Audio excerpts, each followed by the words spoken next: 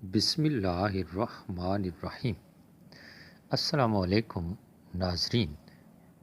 گھریلو نسخے، کام کی باتیں جو آپ کے لیے بے حد مفید ثابت ہو سکتی ہیں، آخر تک ویڈیو ضرور دیکھیے اور اچھی باتیں غور سے سنیے گا۔ شام کے وقت کچا پیاز استعمال کرنے سے بخار ہو جاتا ہے۔ ایک ہی سانس میں پانی پینے سے معدے میں زخم ہو جاتے ہیں۔ بینگن کا سالن کھانے سے بندے کا دل بہت طاقتور رہتا ہے۔ اگر پیٹ میں مروڑ اٹھنے لگیں تو ایک چٹکی کالا نمک ادرک پر لگا کر چاٹنے سے پیٹ کے مروڑ ختم ہو جاتے ہیں۔ بند گوبھی کھانے سے موٹاپا کم ہو جاتا ہے۔ خارش والی جگہ پر پیاز کا رس مسل دینے سے خارش میں آرام آ جاتا ہے۔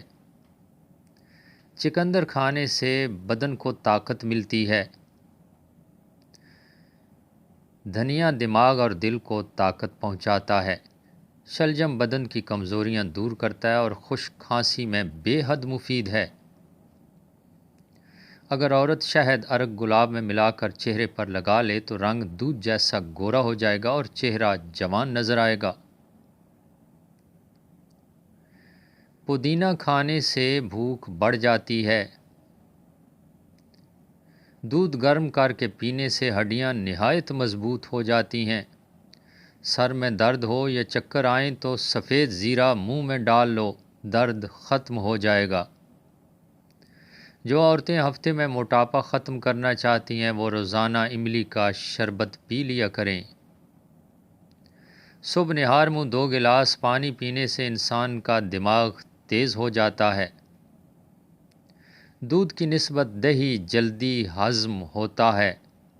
قبض اور بدہضمی میں دہی نہایت مفید ہے، آنکھوں کے انفیکشن سے بچاتا ہے۔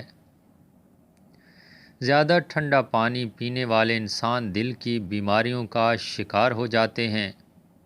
اگر اپنی آنکھوں کو بہتر رکھنا ہے تو سونے سے پہلے اپنے پاؤں پر تیل کی مالش کریں۔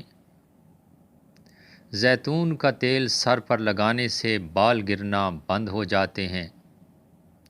جو لوگ سیب کا جوس پی لیتے ہیں ان کا جگر ہمیشہ کے لیے طاقتور ہو جاتا ہے۔